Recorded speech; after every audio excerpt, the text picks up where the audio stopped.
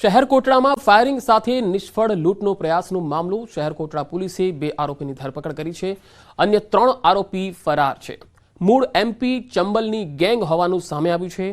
એમપીથી ખાસ લૂંટ કરવા માટે આ તમામ આરોપીઓ અમદાવાદ આવેલા હતા, જેમાંથી 2 તો પકડાયા છે, 3 હજુ ફરાર છે।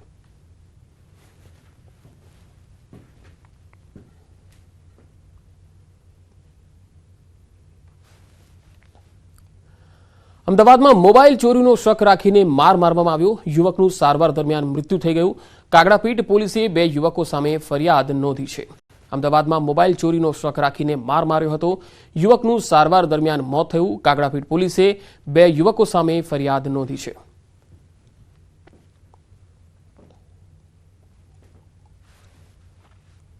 વડોદરાના જેતલપુર કાશી વિશ્વનાથ મહાદેવ મંદિરમાં ચોરી કરનાર રીઢો તસ્કર પોલીસના હાથે ઝડપાઈ ગયો છે। ક્રાઇમ બ્રાન્ચે આરોપીની ધરપકડ કરી લીધી છે। પોલીસે સીસીટીવી ફૂટેજ અને હ્યુમન સોર્સિસના આધારે રીઢા આરોપી શાહને આઝમને ઝડપી લીધો છે। આરોપીએ કાશી વિશ્વનાથ મંદિરમાં દાનપેટી જે છે એમાંથી તોડી 44,000ની ચોરી કરી હતી। આરોપીએ ચોરીના રૂપિયાથી નવો મોબાઈલ પણ ખરીદી લીધો।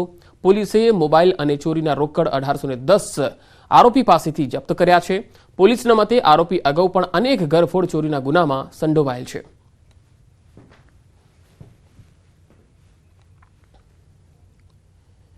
ખેડાનો નડિયાદ ટાઉન પોલીસ મથકનો એએસઆઈ 25,000ની લાંચ લેતા પકડાયો છે। જામીન બાબતે એએસઆઈએ 1 લાખની લાંચ માંગી હતી। ફરિયાદીની પત્નીના જામીન નામંજૂર થતા ફરિયાદીની પત્નીના રિમાન્ડ ન લેવા અને પુત્રને વહેલી ચાર્જશીટ કરી આપવા માટે રમેશ મકવાણાએ લાંચ માંગી હતી। જોકે રકઝકના અંતે મામલો 25,000માં થાળે પડ્યો। લાંચની રકમ ₹25,000 આપવા માટે ફરિયાદી આરોપીની કચેરી ગયા, જ્યાં એસીબી દ્વારા અગાઉથી ગોઠવવામાં આવેલા છટકામાં ₹25,000ની લાંચ લેતા રમેશ અંબાલાલ મકવાણા આ બાદ પકડાઈ ગયા। હાલ એસીબી પોલીસે વધુ તપાસ હાથ ધરી છે।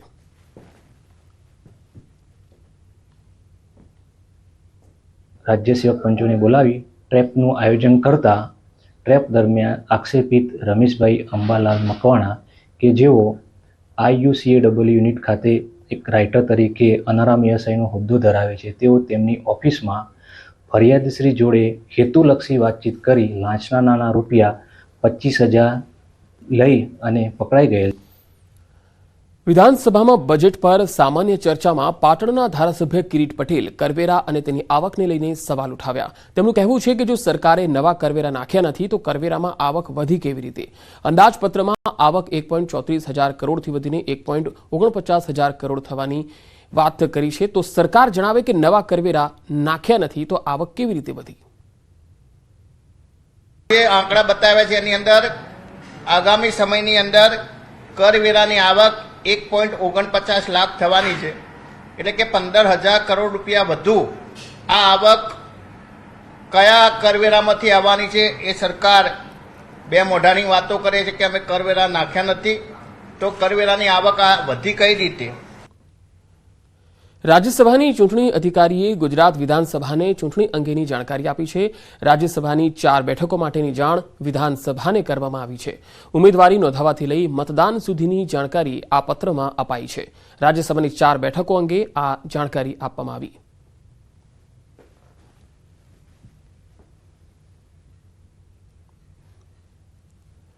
લોકસભાની ચૂંટણીને લઈ ભાજપનું ગાંવ ચલો અભિયાન હવે શરૂ થયું છે। આવતીકાલે સીએમ ભૂપેન્દ્ર પટેલ બનાસકાંઠાના જલોત્રામાં ગાંવ ચલો અભિયાનમાં જોડાશે। કેન્દ્રની યોજના અનુસાર આવતીકાલથી 2 દિવસ સુધી તમામ કાર્યકર્તાઓ માટે જવાબદારી નિશ્ચિત કરવામાં આવી છે। ગાંવ ચલો અભિયાનમાં 56,000થી વધુ કાર્યકર્તાઓ જોડાશે અને સીએમ રાત્રિ રોકાણ કરીને કેન્દ્ર અને રાજ્ય સરકારની વિવિધ યોજનાઓની માહિતી આપશે।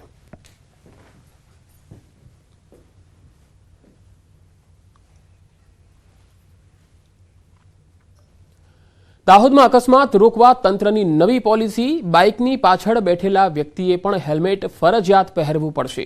હેલ્મેટ ન પહેરનાર સામે કાર્યવાહી થશે।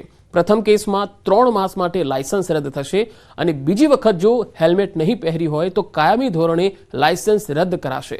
જિલ્લા પોલીસ વડા અને આરટીઓએ આ નિર્ણય કર્યો છે।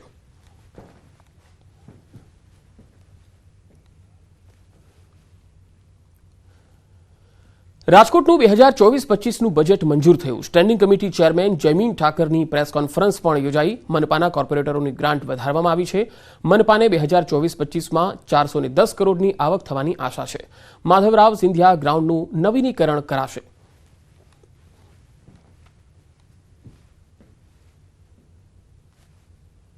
જીરો થઈ ગઈ છે. માર્ચ સુધીમાં 0-0 થઈ જશે. માર્ચ સુધીમાં 0-0 થઈ જશે. ભારતીય જનતા પાર્ટીના તમામ સભ્યોશ્રીને માનનીય પ્રમુખ શ્રીનું સૂચન હોય છે કે કોઈ પણ ગ્રાન્ટ બાકી ન રહે. એના માટે તમામ સભ્યોને માર્ચ સુધીમાં છેલ્લા 5 વર્ષના હું તમને આંકડા આપવા તૈયાર છું કે 0-0 અમે કરીએ. મેં એટલા માટે જ આપને કીધું છે કે આ વ્હાઇટ ટોપિંગ સેલની રચનાનું માત્ર ને માત્ર કારણ એ જ છે કે ક્યાંય ખાડા ન પડે. 15 વર્ષ સુધી બોર્ડની સ્ટ્રેન્થ જળવાઈ રહે છે. ગમે તેટલો વરસાદ આવે, કોઈ પણ ગમે તેટલા વરસાદની અંદર આ વ્હાઇટ ટોપિંગ સેલની અંદર ક્યારેય ખાડો નથી પડતો. એના માટેની આ યોજના અમે લઈને આવ્યા છે. વિશ્વ ઉમિયા ફાઉન્ડેશન, વીએચપી અને અખિલ ભારતીય સંત સમિતિ દ્વારા રામ મંદિરના કાર સેવકોનું આવતીકાલે સન્માન યોજાશે. રામ મંદિરમાં મહત્વનું યોગદાન આપનાર કાર સેવકોને યાદ કરી અભિવાદન કરાશે. આ પ્રસંગે અખિલ ભારતીય સંત સમિતિના રાષ્ટ્રીય અધ્યક્ષ અવિચલદાસજી મહારાજે જણાવ્યું હતું કે અમદાવાદ બાદ પાવાગઢમાં પણ કાર સેવકોના સન્માનનો કાર્યક્રમ રાખવામાં આવ્યો છે.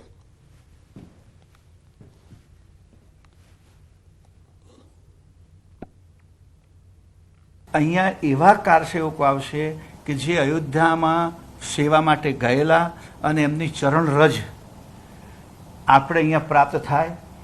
તો એવો એક કાર્યક્રમ અમે બીજો પણ એક રાખ્યો છે કે 22 તારીખે જાન્યુઆરીની રામ જન્મભૂમિ મંદિરની પ્રતિષ્ઠામાં ગુજરાતમાંથી જેટલા કુલ લોકો ગયા હતા એમનો પણ એક સત્કાર સમારંભનું આયોજન અમે પાવાગઢ ખાતે કર્યું છે. તો જે કાર સેવકો ત્યાં ગયા હતા એ કાર સેવકોના કદમ જ્યાં રામ જન્મભૂમિ પર અયોધ્યામાં પડેલા છે એ કદમ આ ભૂમિ ઉપર પડે અને અમને એની ધન્યતા અમે અનુભવીએ એટલા માટે એ ભાવ સાથે આ કાર સેવકોનું આપણે અભિવાદન કરીએ છીએ. આગળ વધુ સમાચારો પર નજર કરીશું. હાલ રોકાઈશું એક બ્રેક માટે.